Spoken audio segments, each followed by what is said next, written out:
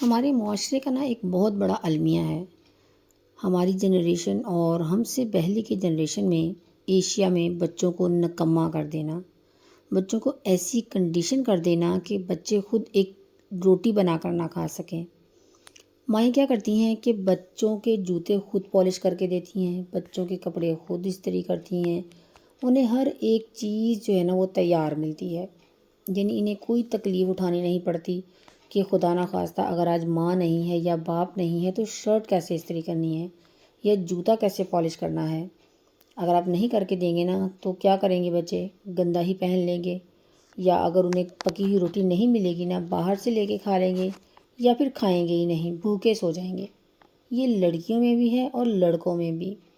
ہمارے کلچر میں یہ چیز عام ہے۔ مائیں سمجھتی ہیں کہ یہ ہمارا فرض ہے کہ ہم ہر کام بچوں کو کر کے دیں، انہیں ہاتھ کا چھالا بنا کے رکھتی ہیں، انہیں جوتے پالش کر کے دیتی ہیں، کپڑے استری کر کے دیتی ہیں، کھانا گرم گرم سرو کرتی ہیں، یعنی کہ ایک ملازمہ بن جاتی ہیں۔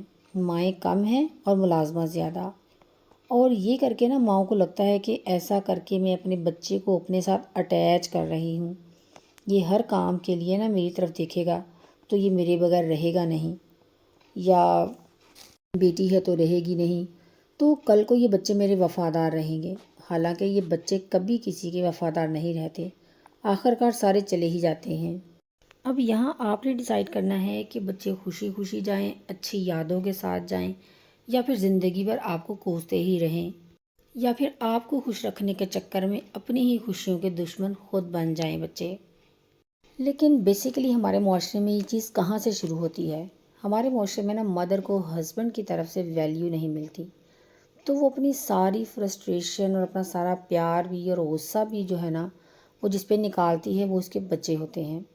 پہلے وہ بچوں کو پیمپر کرتی ہے، اتنا زیادہ ان کا خیال رکھے گی کہ بچے اس کے محتاج ہو جائیں گے، اور ماؤں کو یہ لگتا ہے کہ وہ یہ ٹھیک کر رہی ہیں، اپنی طرف سے وہ سنسیئرلی کر رہی ہوتی ہیں، لیکن اس طرح کرنے سے آپ کے بچے کی جو پرسنالٹی ہے وہ ختم ہو جاتی ہے۔ بچے جو ہے وہ فور گرانٹیڈ لینے لگتے ہیں کہ یہ تو ان کا فرض ہے ہمارے ماں باپ کا، ہمیں کر کے دیں، ہمیں کھانا کھلائیں، ہمیں بنا کے دیں، استری کر کے دیں، یہ ان کا فرض ہے، انہوں نے کرنا ہے۔ وہ کوئی ٹینشن نہیں لیتے کہ ہماری ماں بیمار ہے وہ کام کر رہی ہے، یا ہمارا باپ ٹھیک نہیں ہے وہ کچھ کر رہا ہے ہمارے لیے۔ وہ یہ ساری چیزیں اپنا حق سمجھ کر وصول کرتے ہیں۔ ہمارے دین میں دیکھ لیں، آپ کو بہت سی مثالیں ملیں گی۔ ہمارے نبی کریم صلی اللہ علیہ وآلہ وسلم نے اپنا کام خود کیا، اپنے پھٹے ہوئے جوتے خود سلائی کر لیتے تھے۔ میاں بیوی کا رشتہ جو ہے وہ ایک الگ ڈسکشن ہے، الگ ٹاپک ہے، اس میں دونوں کو 50-50 بھی کرنا پڑتا ہے، 80-20 بھی کرنا پڑتا ہے۔ It depends on the situation, یعنی کہ یہ سچویشن پہ ڈپینڈ کرتا ہے کہ وہ کیا کر رہے ہیں، کتنے بیزی ہیں، یا کیا ان کی لائف ہے۔ یہاں ہم باقی رشتوں کی بات کر رہے ہیں، اور اگر آپ غور کریں کہ میاں بیوی کے رشتے میں بھی جو خرابیاں آتی ہیں 99% ماؤں کے بیجا لاڈ پیار اور ایسی تربیت کی وجہ سے آتی ہیں، جو ہم آج ڈسکس کریں گے۔ یہ ہم بچوں کے بارے میں ڈسکس کر رہے ہیں کہ بچے جب بڑے ہوتے ہیں تو بچوں کا والدین کے ساتھ رویہ اور معاشرے میں ان کا کردار، لڑکیاں ہوں یا لڑکے، اپنا کام ہر کام خود کرنے کی عادت ڈالیں۔ ہمارے نبی پاک صلی اللہ علیہ وآلہ وسلم نے صحابہ کرام کو جب یہ حکم دیا کہ سوال نہیں کرنا، یعنی انہوں نے فرمایا کہ اچھا مومن وہ ہے جو سوال نہ کرے۔ یہاں سوال کرنے سے کیا مراد ہے کہ جیسے ہم کہتے پانی لا دو، ریموٹ دے دو۔ آپ نے اکثر اپنے گھروں میں ہی دیکھا ہوگا کہ اگر کسی نے ریموٹ لینا ہے تو ساتھ والے کمرے میں فون کر کے بلایا جاتا ہے کہ مجھے ریموٹ پکڑانا، اور ریموٹ کہاں پڑا ہوتا ہے؟ جو سوال کرنے والے کے پاؤں میں پڑا ہوتا ہے، جو ریموٹ مانگ رہا ہوتا ہے، جس نے فون کیا ہوتا ہے۔ اور اتنے اپاہج ہیں ہمارے بچے آج کل۔ اور جب صحابہ کرام کو یہ چیز پتہ چل گئی کہ سوال نہیں کرنا، تو صحابہ کرام گھوڑے پہ بھی سوار ہوئے ہوتے تھے اگر کوئی چیز نیچے گر گئی ہوتی تو نیچے اتر کے خود اٹھاتے تھے، نہ کہ اگر کوئی شخص پاس کھڑا ہے اس کو کہتے کہ یہ چیز ذرا اوپر پکڑانا۔ انہیں تو نبی پاک صلی اللہ علیہ وسلم کی سنت پوری کرنی تھی اور ہر حال میں کرنی تھی۔ اب سوال کرنے والے کے آس پاس جو لوگ ہوتے ہیں وہ بھی تنگ ہو جاتے ہیں۔ کچھ ٹائم کے لیے تو آس پاس کے لوگ بات مانتے ہیں کہ ہاں ٹھیک ہے، کوئی بات نہیں، کوئی چیز مانگ رہا ہے تو دے دو، لیکن کچھ دیر بعد، کچھ عرصے بعد انسان جو ہے وہ اریٹیٹ ہو جاتا ہے، تنگ ہونے لگتا ہے ایسے انسان سے۔ بھئی اپنا کام خود کرو، میں تمہارا کوئی نوکر تھوڑی لگا ہوں۔ آپ نے دیکھا ہوگا کہ آپ جب کسی کو ساتھ بیٹھے بہن بھائی کو کہتے ہیں نا مجھے پانی پلاؤ، تو وہ کہتا ہے میں تمہارا نوکر تھوڑی لگا ہوں، خود ہی اٹھ کے پی لو، خود ہی اپنے جوتے پالش کرو، خود ہی اپنے کپڑے استری کرو۔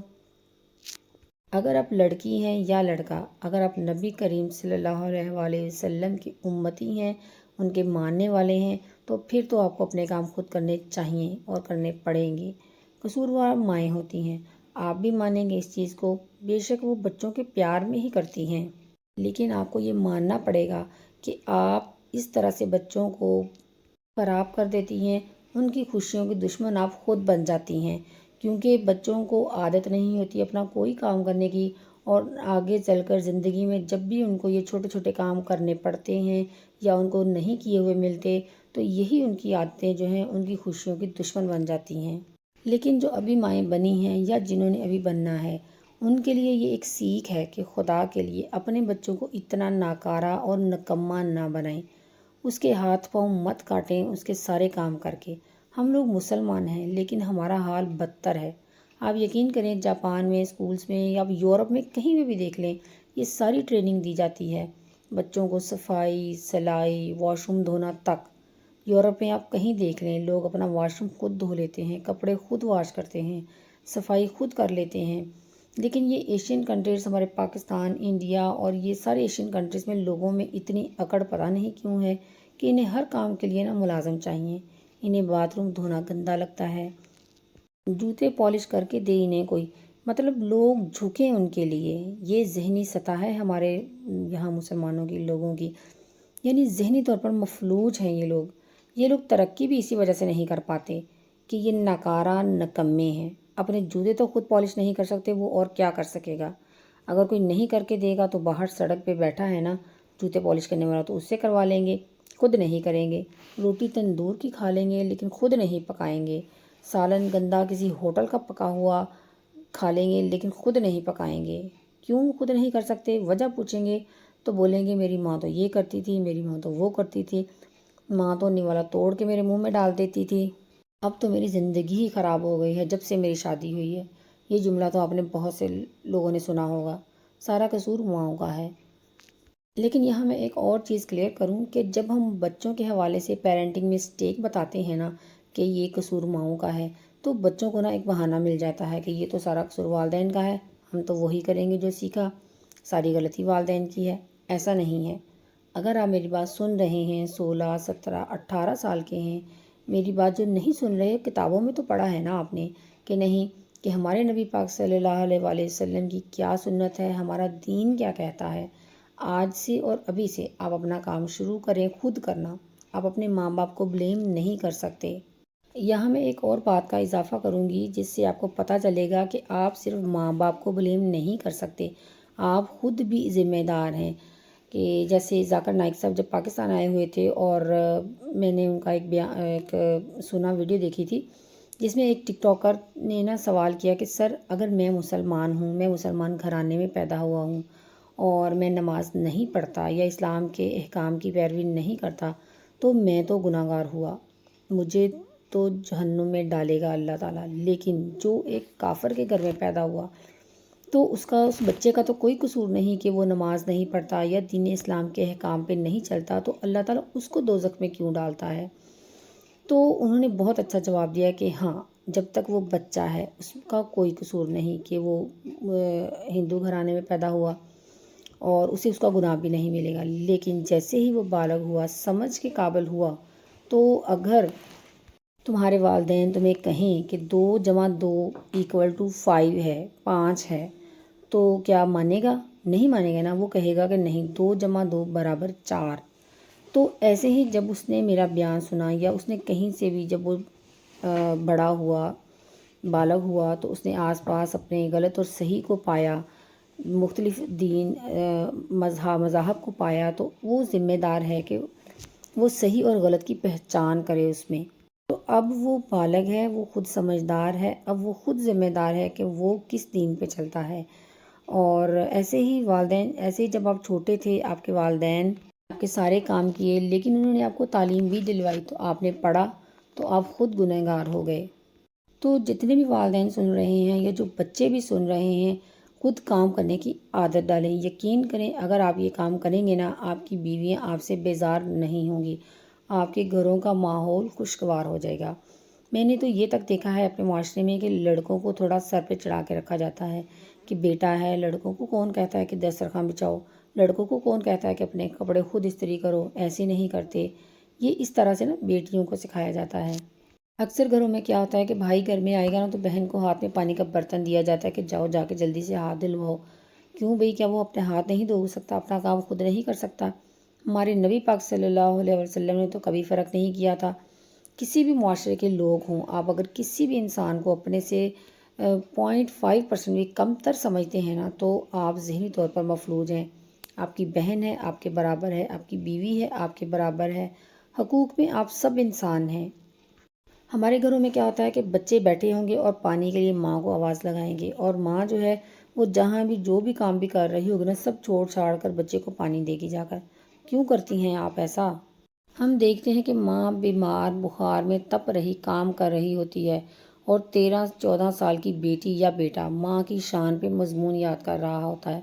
کیا فائدہ اسے ایسی تعلیم دلوانے کا یا اس بچے کے اس مضمون کو یاد کرنے کا، جب اس کے ذہن پہ اس کا اثر نہیں، جب اس کو سمجھ ہی نہیں کہ وہ کیا پڑھ رہا ہے اور وہ کیا اس کو کرنا چاہیے۔ مسئلہ یہ ہے کہ جس دن ماؤں کو یہ بات سمجھ میں آئے گی نا کہ ان کی اپنی ایک ویلیو ہے، سٹیٹس ہے، اور اس سٹیٹس سے نیچے گرنے کا مطلب پوری نسل کا برباد ہونا ہے۔ یہ نسل ہی تو برباد ہوتی ہے نا جب 25-25 30-30 سال کے انسان کو بیسک چیزیں نہیں پتہ ہوتی۔ وجہ کیا ہوتی ہے کہ ماؤں کو لگتا ہے کہ بیٹوں کا کچن میں آنا توہین ہے، نہیں آنے دیتی ہیں۔ گھر کا کام لڑکا کرے بے عزتی ہے، نہیں کرنے دیتی ہیں، بیٹیوں سے کرواتی ہیں۔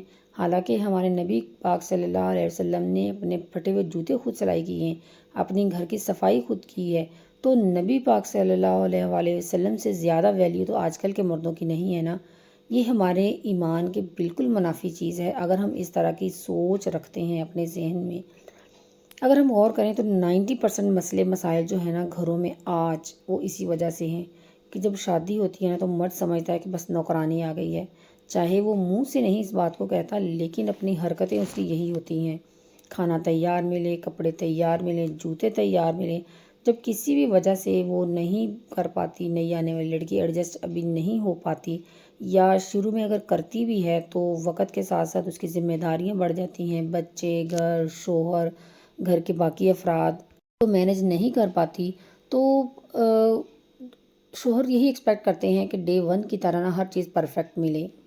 اگر یہی ماں نے شروع میں بچے کو ہر کام کرنا بتایا ہوتا، سکھایا ہوتا، تو اس کو پتہ ہوتا کہ یہ کام کرنا کتنی بڑی ذمہ داری ہے گھر کے کام، تو وہ یقیناً اپنی بیوی کا ہاتھ بٹانے میں کبھی شرم محسوس نہ کرے، کبھی آر محسوس نہ کرے، یا اگر کم از کم نہیں کروا سکتا کسی بھی وجہ سے، مصروف ہونے کی وجہ سے، تو کم از کم وہ سارا دن کھپتی ہوئی بیوی کو یہ نہ کہے آ کر کہ تم سارا دن کرتی ہی کیا ہو، اس کا حوصلہ نہ توڑے، اس کی تذلیل نہ کرے۔ اور آخرکار اسی طرح گھروں کا سکون برباد ہو جاتا ہے اور پوری پوری نسلیں برباد ہو جاتی ہیں، کیونکہ وہ عورت جس کو تذلیل کیا جائے، جس کو ہمیشہ نیچا دکھایا جائے، وہ کیا اپنی نسل کو پروان چڑھائے گی، کیا اس کو سکھا پائے گی جب وہ مینٹلی طور پر پرسکون نہیں ہوگی؟ تو ہے نا ہم خود ہی اپنی ہی نسلوں کی دشمن۔